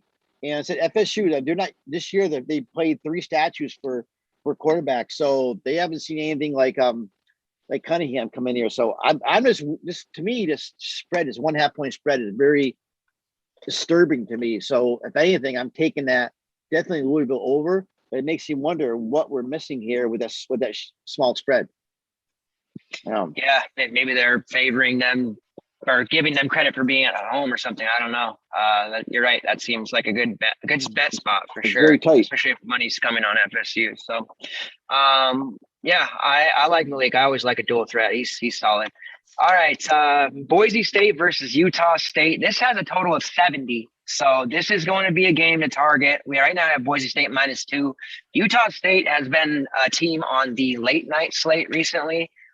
And they're kind of sneaky. Nobody really knew anything about them. But I was really impressed in their game against Air Force. They were in the midday slate last week. And I was a little worried to use them because Air Force, we know they run the ball a lot. They control it. But Utah State was able to force Air Force to play their style, which is high tempo, move the ball up and down the field, score a lot of points. And Air Force was keeping up with them, actually. And Air Force was having to throw more, which you're not typically seeing. But that shows you that Utah State is going to put their will and their tempo on anyone. They did it against WSU in week 1. North Dakota was playing up tempo with them. They're comfortable playing that way, which is great news for DFS because we're going to get a lot of quick possessions and series. A lot of throwing and a lot of points. We'll start with Boise State quarterback Hank Bachmeier. I know you've been a Bachmeier guy for several seasons. As far as DFS purposes, this year he's been pretty middling. He does have, like I said, a great matchup here on paper against Utah State, though. Utah State's offense is averaging over 560 yards per game, but they're also giving up almost 500 yards per game. So they kind of remind me a little of Ole Miss last year, right? When Ole Miss was giving up like 500 and getting 600. They're definitely not to the level of Ole Miss per se, but they are scoring fantasy points at a high rate like Ole Miss. Against Utah State, they gave up 23 points to Wazoo, 24 to North Dakota, and then 45 to Air Force. And Air Force, like I said, is a team that likes to just run the ball and chew the clock up, and they were having to play fast. So I'm a big fan of both sides in this game, but Bachmeier is probably more of a GPP play at 7-3. At 3 games, he has thrown for 845 yards and 5 touchdowns to 2 interceptions, so nothing too great. He's only scored over 25 or 20 fantasy points once in the 3 games. So that's why I'm a little meh on him. Part of the reason, too, is Boise State's receivers aren't that sexy this year. I mean, obviously, Khalil Shakir is an amazing player. They don't have anything outside of him. And C.T. Thomas, who has been a big player for Boise State in the past, over 100 targets. He hasn't done anything this year. And I know he had COVID earlier I think it was in the springtime. They're not getting anything outside of Shakir. Cobbs was doing some stuff, but he's hurt now, Stephon Cobbs. So I just kind of have question marks about Hank being able to have the weapons to be able to be viable for DFS purposes. However, he could just throw 20 times to Shakir and still make value in this offense. So he's definitely a fine play at 7-3, but I'm not really looking there. The running backs for Boise State are a committee now. It's atrocious. They got Cyrus Habibi Likio. He has 23 carries for 61 yards and a TD. He's got 7 catches for 51 yards. Holani's back healthy now for the past 2 games. He's had 17 carries for 50 yards and a touchdown, 2 catches for 26. Holani's really struggled to be healthy the last 2 seasons, and we know that. So Andrew Van Buren has been getting a lot of experience the past season and a half, filling in for him, and he was right in the thick of it. He has 18 carries for 37 yards and 3 touchdowns, but it is worth noting that last week with Holani and Cyrus healthy, Van Buren only took 3 carries. So Van Buren is kind of getting pushed aside now, which is sad for him, and it's more Holani and Cyrus, but it's still a committee. So I don't have a lot of love for these guys. I do think there'll be touchdowns scored in some combination from the 3, but for DFS purposes, I mean, good luck trying to predict who. I think it's GPP only. Now, I do like Khalil Shakir a lot. I mean, it's hard not to. As I mentioned, Stephon Cobbs is banged up. He missed last week's game. Sounds like he's a chance he may miss this one. Shakir has caught 20 of his 28 targets for 335 yards and 2 touchdowns. He had a couple catches 2 games ago. He's making one-handed catches. I posted that video in the Discord a week or 2 ago. He's just electric. So he's a very solid target, somebody that I love, that I'll be all over in this game against Utah State. I expect him to eat. Octavius Evans has been productive next to him. He's kind of filled the role I thought C.T. Thomas would. 10 catches for 107 yards on 12 targets. And I mentioned Thomas has 5 total targets, 2 catches for 16 yards in 3 games. 173 targets his first 3 years, 10 touchdowns, over 1,500 receiving yards. Did he forget how to play football? It's unlikely. So there's something to monitor there because he's cheap right now. He's only $3K. He's got to wake up at some point. I mean, somebody who's targeted almost 200 times in 3 years is obviously a productive player, gets open. And if there's a time for him to wake up and figure it out, it's against this team in Utah State. So I think at 3K, if you're running GPP lineups, you do throw C.T. Thomas in one. He's going to be like 0.1% owned probably, and he has a chance at getting a touchdown and maybe having a breakout game. If he doesn't break out here, he's done and he's cooked. As far as Utah State goes, Coach Blake Anderson, he's been running. He did this at Arkansas State last year, and it kind of frustrated us. But he runs 2 quarterbacks, and it's very frustrating for DFS purposes because if Logan Bonner if you told me, hey, Peasley's done, he's only gonna come in if Bonner gets hurt. Bonner's gonna play 4 full quarters. I would probably be all in on Logan Bonner in this matchup. Actually, he's under 6K. He has a very strong arm. He showed that last year. He's shown that this year. He threw for 250 plus yards, 2 touchdowns against Air Force. 2 weeks ago, Bonner got against North Dakota. He got all of the work, all 4 quarters. Peasley threw like 4 times for 2 for 14 yards. Bonner had 390 yards and 4 touchdowns on 33 pass attempts. So it seemed like oh shoot, Bonner's getting the work. But then last week against Air Force, Peasley comes in and plays again, and threw a big game himself, 3 touchdown passes on the day. So frustrating for sure. 195 yards and 3 touchdowns for Peasley is what his numbers were last week. So I can't say for sure that Bonner's going to get the work. I think he's fine in GPP, and he's cheap enough at a sub 6K tag that you could still run him. And even if he gets 3 quarters, he could pay that off in this matchup, because I think there's going to be a lot of points here. Obviously, Vegas thinks there's going to be a lot of points here. A lot of casuals play totals like this. They'll see 70. They'll probably stack it. So this could end up being a popular one. But I like Bonner. Bonner's a guy that I am very fond of, and I wish he would just get the job already. As far as Utah State running backs go, Calvin Tyler's finally priced up. Thank God. I don't mind Calvin Tyler. He's good. I'm just getting tired of having to play him, or forced to play him at 3K, 4K. He's good though. 47 carries, 288 yards, 4 touchdowns. He really has the complete control of that backfield, so you can use him if you want. Boise State's defense against rush is okay. I'd rather target the receivers though. That starts with Devin Tompkins. He's finally priced up after being cheap a couple weeks ago for us. He's still in play though. Here's the thing about Tompkins. So he's going to be low owned. He's been low owned the last 2 weeks, or actually every slate he's been on. Now it's going to be a different reason, because people know who he is, but he's priced 8K. He's only right below Quentin Johnson, and he's above Butte, Shakir, Gray, your guy is Oklahoma. So people aren't going to be able to justify playing him. But look at his numbers: 24.8 fantasy points. Then he followed that up with 34.2, and then against Air Force, which I thought he would never produce against, 36.8. So 8K is a very tough price here, but he's not a fade. Maybe he doesn't end up being your main lineup guy, but you want to get some exposure because he is one of the safest options on this slate. And this might be where I'm sliding back into my old ways of he's one of my guys. I got to play him. 37 targets through 3 games, which is just a fucking massive target share at the end of the day. 26 catches, 460 yards, 3 touchdowns. So he's going to be a big time play, and Bonner's zeroing in on him right now, and he gets open. If he gets one-on-one coverage, he's going to burn whoever's on him every time. With the emergence of Brandon Bowling recently, teams can't afford to double and triple him either. Bowling came over with Bonner and Coach Anderson from Arkansas State, so he has continuity with Logan Bonner. The first game, Bowling only had 1 catch for 10 yards. Didn't look like he's going to be that much of a force, but then against North Dakota, he had 6 catches for 118 yards and a touchdown. Last week, he followed that up with 9 catches, 136 yards, and 2 touchdowns. So I'm loving this as a GPP stack. It's relatively affordable. A Bonner, Bowling, Tompkins stack, bring it back with maybe, Shakir. It's going to give you a lot of points at the end of the day. Bowling has a lot of upside, great chemistry. And then you have the WR2 in this, Justin McGriff, 22 targets, 12 catches, 130 yards, and a touchdown. And then Derek Wright, 17 targets, 9 catches, 124 yards, and 2 touchdowns. So Wright's only 3.9, McGriff's only 4.2. So that's another way. If you think this game's going to be relatively popular, another cheap wide receiver in that 4 to 4 or 5 range that we keep on mentioning. It seems like every game we talk about, we're finding one. McGriff is that guy. 22 targets on the season. That's a high amount of targets for a guy sitting there at 4.2. So if you think everyone's going to be looking at Tompkins, Shakir, maybe a little Bowling, then go down to McGriff, because he's definitely one of the top 3 values at the wide receiver spot. So I hope you guys are listening, because there's a plethora of options here. I haven't really talked about it yet. So before we go into Clemson, NC State with Pete, the quarterbacks we're talking about here aren't very sexy. I do think, and I promised I would tell you guys when I thought this was going to be a 4 running back slate, I would mention it. I do think this is a week you can run 4 running backs and get away with it. It worked for me in week 1. I think it's going to work for us here because the running backs are strong on the slate. So we'll go on to Clemson, NC State here, and then as we go, we'll kind of talk more strategy stuff. But just want to throw that out there that I think 4 running backs is going to be a viable option this week. All right. Clemson, NC State, 47.5 over under. Once again, it's just kind of a small over under. Clemson -10.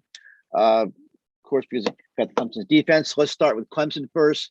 Let's get the quarterback out of the way. Our man DJ. Man, I don't. DJ is 7'9".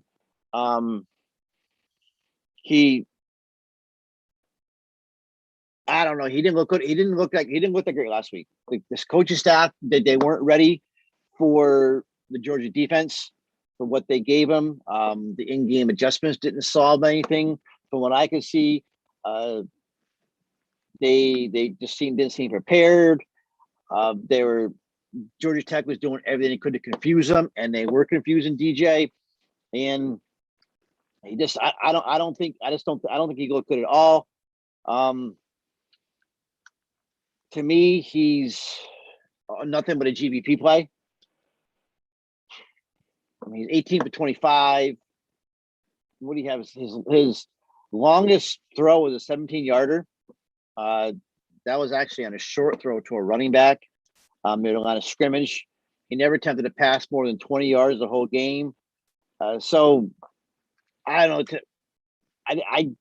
This kid's got to show me a lot more right now what he's got than what he's shown. So I'm not on DJ at all. GPP only. It's all about right now. It's all about Will Shipley, and at 5'8", great play. I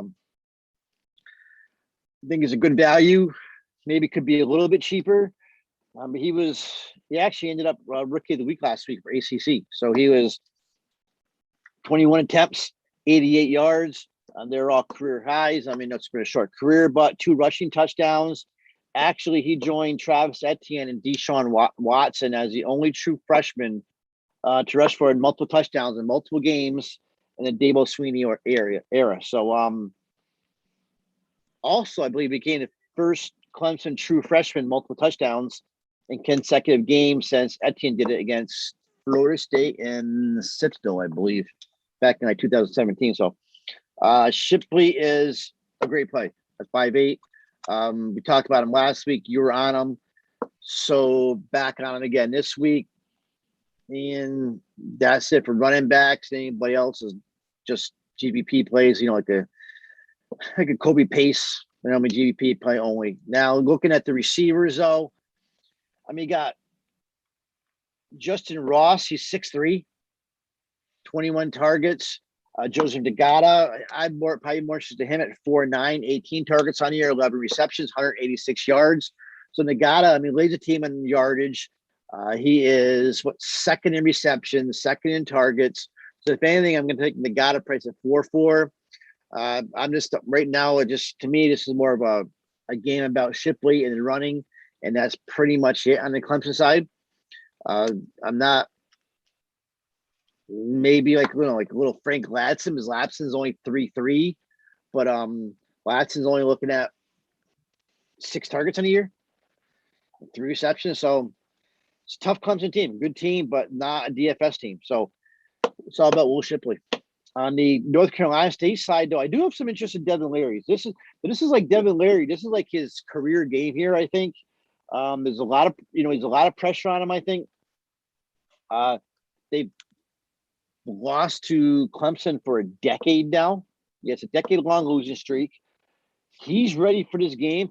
Everything I'm reading, it's probably one of the biggest games of his life. And he's pretty much, since he came back from his injury, he's pretty much been efficient. That game, I don't have his numbers in front of me, but I see Leary having a surprising game. I don't want to say a big game, but I'm on to Devin Leary a lot more than I am for DJ. So Clemson right now ranks 13th of 14 ACC teams in points and yards per game, ahead of only actually Miami. So it's more of a gut feeling, but right now, I like Devin Leary. He's got 794 yards, 67.3 completion percentage, just 5th and 4th respectively among quarterbacks in the ACC after just 3 games. But remember, his big games came against teams like South Florida, Furman. So he still has a lot to prove, though. Leary's been around. He threw for season high 3. He had 303 against Mississippi State, but once again, it's Mississippi State, so you're going to have a big score there. But I really think that I just have more of a gut feeling, but I can see Devin Leary having a decent game here. I'm not saying run him into your in a main lineup. You run GPPs, I have no problem running Devin Leary at 6'4". So he's the only one I'm even looking at for NC State. The receivers, a lot of these names, most guys we know that we played before over years. Devin Carter, 5'2", he's got 18 targets on the year, 8 receptions. I'm easy, plays up to 6'7", 18 targets. And probably the one I am most interested in anyone is Thayer Thomas. Thayer Thomas has got 17 targets on the year, 13 receptions, 124 yards. Leads the team with 2 touchdowns. He's only 4'3". So if I'm looking at anyone in this team, it's going to be Thayer Thomas to hook up with Devin Leary. And I like Leary. If I'm making more than one lineup, I could fall flat on my face on this call. But he's been around. He got hurt last year. He's got a lot to come back. So was he redshirt sophomore? So I don't know. I think it's gonna be a much closer game than people think, and it's gonna be low scoring. So Shipley's the play here, and that's pretty much it. If you're making main lineup type plays. Yeah, Shipley's a stud. Now, Lynn J. Dixon is gone, transferred, quit off the team. So yeah, you liked Shipley last week. I liked him. I ended up using him on main, so thank God. And then on that afternoon slate, I used him and Travion Henderson, which obviously worked well because he was low owned. So Shipley is obviously the cat's out of the bag on him. He's certainly in play. The price is cheap on him. He'll probably be semi-popular. And it's certainly in play for the 4 RB build that I'm talking about. 2 games left, guys. We're almost through this, and then we'll talk some prize picks and get out of here. I've got Rutgers versus Michigan, a 52 over under. Michigan minus 18.5. Should be a blowout. I don't like targeting against Michigan. Their defense, they're looking vicious. And this is the Michigan that's returning to the 2016, 2017 era Michigan, that when they would, face teams that were lesser talented than them, they would have their foot on the neck and just beat the hell out of them. The last couple of years, they kind of took it easy on teams. And this year, they're back to showing no mercy. I mean, they're up by 40 on teams, and they're still in the fourth quarter. Got, Blake Corum just running down the field for 70-yard touchdown. So I love the violent nature of this Michigan team right now, and I think they're going to show out against Rutgers here. That being said, Noah Vedral, he's cheap. I guess he's in play. Technically, he did throw for over 400 yards last week against Delaware for 25.5 fantasy points. So he flashed some upside, but I don't see him being on the optimal lineup. So I'm not going to waste your guys' time talking about him. As far as the running backs go, same thing. Isaiah Pacheco has 46 carries for 161 yards, 3 touchdowns. He's okay. Kyle Monaghay and Aaron Young are in the mix as well, but nothing really there. Bo Milton, he's the target leader for Rutgers wide receivers, 28. He has 21 catches for 234 yards and 2 touchdowns. So he's far and away the best option. Rutgers to try to keep in the game or get back in the game. They're going to pepper Milton. He will get targets, and Vedral trusts him. Your other names to know, maybe not necessarily for this game, but throughout, Aaron Cruikshank, who has 14 targets, Shamin Jones, 11 targets, and Brandon Sanders with 7 targets. So outside of Melton, nobody interests me here. So I'll save you guys the Rutgers talk.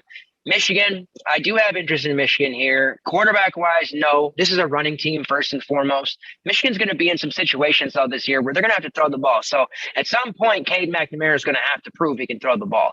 He did show his potential a little bit last game. He hooked up with Cornelius Johnson on an 87-yard touchdown. That was pretty cool to see, but he's certainly overpriced at 7.6. So, there's really no possibility that I'll be rostering him at that price. He would have to be in the Logan Bonner range before I'd ever consider him. Right now, he could prove me wrong and start becoming a solid option, but the team's going to rely on the running game. I am in on Blake Corum this week. My only regret is I only used him once out of 3 games this year, and now his price has skyrocketed to 6.7, 6.8. So mistake on my part, only using him once. At least I got to use him one time before the price increase came in, but he's still very much in play. To me, he would be in play as your 4th running back instead of a 2nd quarterback. He's got 407 yards on 48 carries, YPC of 8.5. Yes, give me all of it. And 8 touchdowns. He's also got 6 catches for 46 yards and a touchdown. So they're going to use him in a multitude of ways. Blake Corum is a star. I give all the credit in the world to one of our subs, our YFC members franchise. He saw Corum play in high school. I guess he was a local kid to him. He knows all about him. He told me about this kid last year. He's been right. Blake Corum is a star. They also have Hassan Haskins, who's getting a lot of work. He's off to a blistering start, 49 carries for 281 yards, 4 touchdowns, YPC of 5.7. So you see there, 49 carries. Corum 48. So they're both going to share, but they're both doing enough damage to get there. Corum for me gets the slight nod because he's going to get some of the passing work, and he has much more, electricity with, his speed and everything. Whereas Haskins is more of a punch him in the face type of guy. And also their RB3 right now, Donovan Edwards, there's talk of him getting more work. He had 8 carries for 86 yards, 2 touchdowns last game. And now they want to get him more work and playing too. So he's not necessarily in play right now, but for GPPs, if you're making 20 plus lineups, you throw Edwards in there, maybe he gets 2 touchdowns, bang, he paid off the salary. Pay off the salary of 1. So I'm all in on Blake Corum now. I like him. And like I said, I think that this is going to be a 4 running back slate. I think that people have such a problem with it that if you're looking for ways to be unique, that's the way you do it right there instead of forcing a second quarterback. With that being said, with all the value we've given you at receiver and you don't pay up for a Shakir or Tompkins, you can play Duggan, you can play Malik Cunningham or a different quarterback in that range and fit the 2 QBs, the more traditional lineup. It's certainly a viable option. As far as receivers go, Ronnie Bell's out for the season. So we're going to see a lot of Cornelius Johnson now. Right now, he has 8 targets, 6 catches, 165 yards, and a touchdown. 87-yard touchdown last week. A lot came on that. But with Ronnie Bell out, expect to see Corny get a lot more work. Dalen Baldwin, 4 targets, got all 4 of them for 92 yards and a touchdown. And then tight end Eric Ollie has caught 4 of his 5 targets for 46. So those are the guys that they really work in the passing game. Blake Corum's actually second on the team with targets with 7, though. So if you plan on targeting any non-running back players from Michigan, it's got to be Corny Johnson, I think, only. Otherwise, it's Corum and Haskins. And I just don't know that people are going to want to pay that price for Corum. They may feel like it's chasing, but this kid is the real deal. Like I'm in on Corum for sure. Shipley I'm in on, and there's a lot of running backs on this slate I like. So, and with that being said, we're going to move right into Iowa State and Baylor. We got Breece Hall on the slate, and I was already being asked about him earlier in the Discord because his price is $7K. He's not even a top 4 running back for me on the slate. You may say otherwise. The price is good. I get it. But the Baylor defense I might respect a little bit. So why don't you talk to us about this game? Because this has some interesting options, and it seems like they price guys down in it.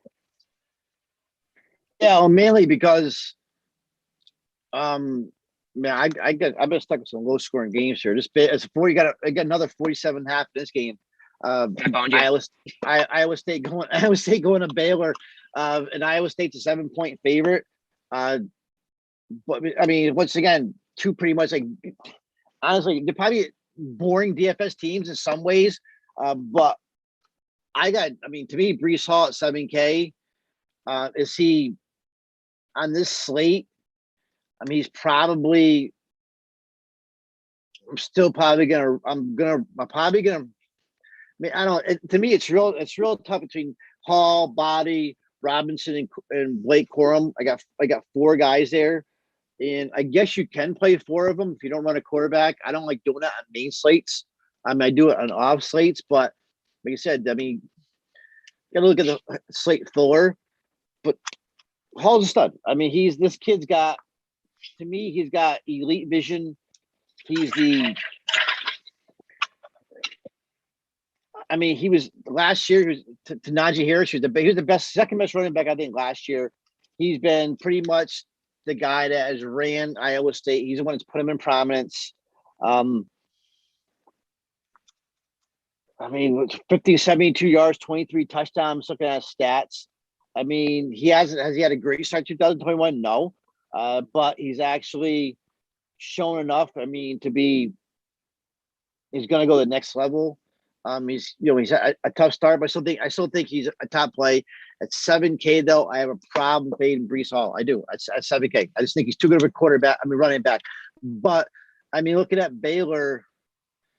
Baylor's allowing 116 per game on the ground, 3.5 yards per carry, which is pretty. That's not a bad Russian defense, really. So it's not a great matchup for him. But to me, Breece Hall is pretty much matchup proof. But beside that, this is another tough one because it's such a low scoring. And when you got a 47.5 over under, you gotta watch who you take here in DFS. Brock Purdy, a 6'9". The one thing I did find weird here is Purdy's backup is actually priced higher than him. If you actually look at DK's pricing, yeah, it's really weird. But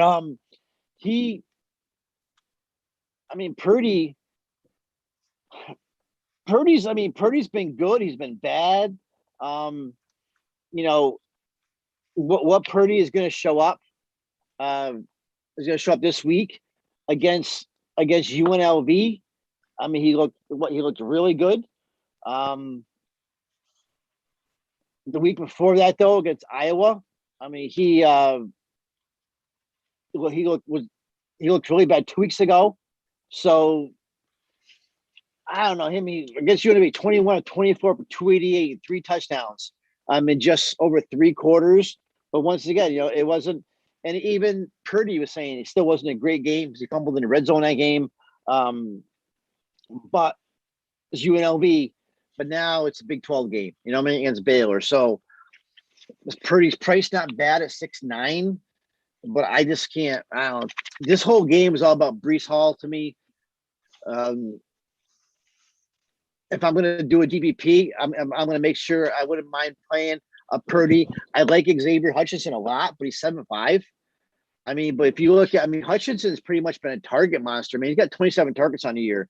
243 yards, 2 touchdowns, and he's becoming a stud receiver. And then you still got Charlie Kohler sitting there.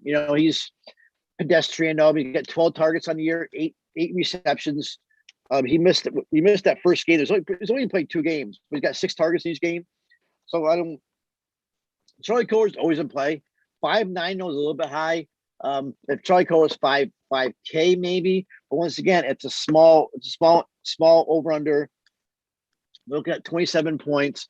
Hall's probably going to get 14 of them, maybe even 21 of them. So nobody else is pretty much in play there. And on the other side, on the Baylor side, Bohannon is not in play.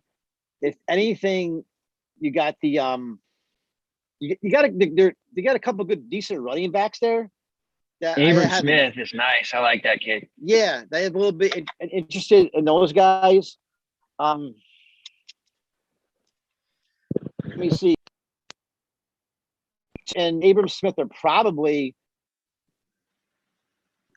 if you look at the last couple of weeks, they're probably 2 of the best playmakers, pretty much in the conference. So Ebner's back now. I think it's his 5th season. He took the COVID thing. So 3 games now. He actually leads the Big 12 and all-purpose yards, 150.7 per game. Ebner's rushed for 317 yards and 42 carries, 7.5 yards per carry. It was first 3 games. He's also chipped in 64 receiving yards. Smith, though, leads team rushing, 122 yards per game, averaging 7.8 yards per carry. He ranks 5th in the Big 12 in all-purpose yards. So, yeah, these 2 guys are exciting players. Ebner 5'0", Smith 6'1". I think I like Smith as the better player, but I think you look at Ebner's price at 5K. So both of those guys are in play once again, GBPs, but both of the guys are really exciting players, and I think they're the main guys you want to look at are Baylor. Anybody else say maybe RJ Steed, maybe guys like Ben Sims, but GBP only. Gary Bohannon's GBP. So in this game, it's all about Breece Hall. If you're going to do a GBP, you can do a Purdy with Hutchinson or Kohler, and GBPs with Tristan Ebner and Abram Smith. Yeah, and Abram Smith, he's been a linebacker for like the last 2 or 3 years. So I thought that was interesting that he's now a running back. He got some carries early in his career, but last year he was primarily a linebacker, and he's sexy. I didn't notice he'd been doing this until the last game, and I was like, okay, I got to pay attention to this kid. So let's get some prize picks pulled up here, and we'll give you a quick core while you're pulling that up. So for me, I'm back on the Tyler Batty train from Missouri, 6'9". I think he's doing too much damage on both sides of the ball, so he has to be a core play for me. And then as far as receivers go, I think Reggie Roberson it's going to be one of these cheap guys. So right now I'll say Reggie Roberson, but it may end up being like a McGriff. There's so much to like, or your worthy play there. But I think Roberson's it doesn't make sense for him to be 3K cheaper than Danny Gray just because he's not getting touchdowns. I will not give a core quarterback because I think that's open interpretation. So now I'll go Batty, Roberson, and then I think Robinson is always a core, but I'll say Blake Corum. I think if I can get Blake Corum under own, I'll give you some Corum. And then I know I'm gonna have low own Chez Malusi. I'll probably be the only one on him. So you guys already know where I'm going with that. So that's why I'm leaning for running backs here because there's just a lot to like. So what's your kind of early core? I know it can change. What are you looking at right now? 2 or 3 players. Roberson, Body, and Brees Hall. Okay, so we're pretty similar there. So that tells me Batty is going to be she's probably going to be chalkier, but I mean, he's just such a good player right now. And then Roberson, I think when the Optos get a hold of Roberson, his price, I think he'll end up being chalkier too. So I'll dig into that more, but that's good. I have to assume it's just when we first started the slate, I thought that was going to be like the sneaky play because everyone looking at the others, but I got to figure that Optos will get a hold of that. Okay, so prize picks. There's some up now, and I'll be talking about the Friday games tomorrow. I have fantasy points pulled up. The let's see here. Man, they're pretty good on fantasy points, it looks like. Let me switch over to single stats and see what we got, what we're working with here. All right. So Body's 87.5 rushing yards. I like him for over, although he does like 70 on both sides. So maybe that's a little bit on the tougher side. I still do like it. Let's see. They put a Kiner one in there, but Chez Malusi is 92.5. I'll stick with my over. I'll go over on that because I think he's going to rush for 100 plus. Feel free to jump in if you got some receptions. We've been doing well, so let me pull up receptions here. It's top. Oh, that's for Friday. Yeah, this is a tighter week. Yeah, they definitely did some much better work here. Tyler Batty's receptions are 3. I like his over there because kid's catching 4 or 5 a game pretty easily, and this should be a close game. So I'm going to be zoning in on him a lot. Jordan Whittington. I don't usually take unders, but Whittington under 4.5. I can see that. And I just saw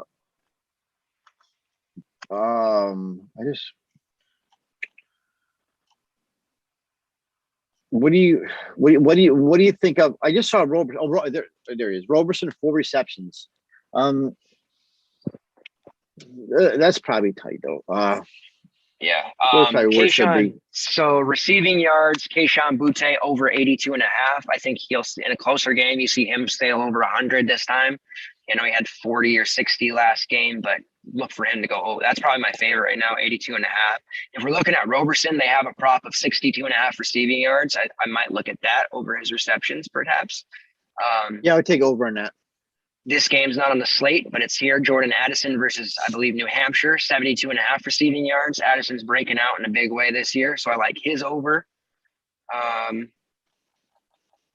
And then I might even look at like a Joe Marks, whose receiving yards are 35.5. We know receivers or running backs are going to get a lot of yardage. So him, and then Brock Bowers over 59.5 receiving yards versus Vandy. So when the article comes out, I typically have my top 5, but those are a few that kind of stand out at the moment. I missed the Bowers one. Yeah, definitely take the Bowers over. Take Bowers over 59.5. Yeah, that looks pretty good. Max Duggan has a 0.5 rushing touchdowns versus SMU. I might say that he'd get 1. So, you know, I'd look at that. And then that's probably it for right now. We'll get some more out there. I would say, where is he? I was going to see if they put him on for, no, I was going to see if they put someone on here for interceptions. The interception props are kind of fun to play with, but they don't have the guy that I thought would be on there. Well, I guess Hank Bachmeier, 0.5 interceptions. I might say he'd throw 1, but that's pretty much it. I feel pretty good about it. So I know this is a long one. Appreciate you guys who stuck with us the entire time. If you're watching on demand, please give us a like. That helps us a lot. Clicking the like. And if you're not subscribed yet, that's a big one too. So please like and subscribe to our channel. helps our content be seen. The more we're seen, the more content we're able to make and expand our brand. So Pete, any final words before we head out? No, we got a couple of days here to kind of fine tune this. So, it's good to get a look at this early. Usually a day earlier than we do. So probably I had a couple of hiccups there trying to figure things out, but it's gonna be a good week again. So we have 3 games on Friday or 4? 4 4-game Friday. We got the showdown tomorrow. Content's already out for that. Tomorrow night I'll be back for a show for that 4-gamer on Friday, and then Saturday morning with last minute stuff. There's a few injury news, depth chart stuff, so make sure you're there Saturday morning to check that out for any last minute news. But I think that's it. Make sure you get over to Your Fielder's Choice. 2 months, first 2 months, 50% off. You definitely want to take advantage. We cover all sports, top plays, cheat sheets, premium member discords, really a one-stop shop for everything you need in fantasy, DFS, and wagering. So I'm Walt, he's Pete. We appreciate you though who watched us. Take care, best of luck, and be in the Discord tomorrow for showdown stuff. We'll be grinding the Marshall and Appalachian State game. Thanks guys, see ya. All right, good luck. Thanks guys.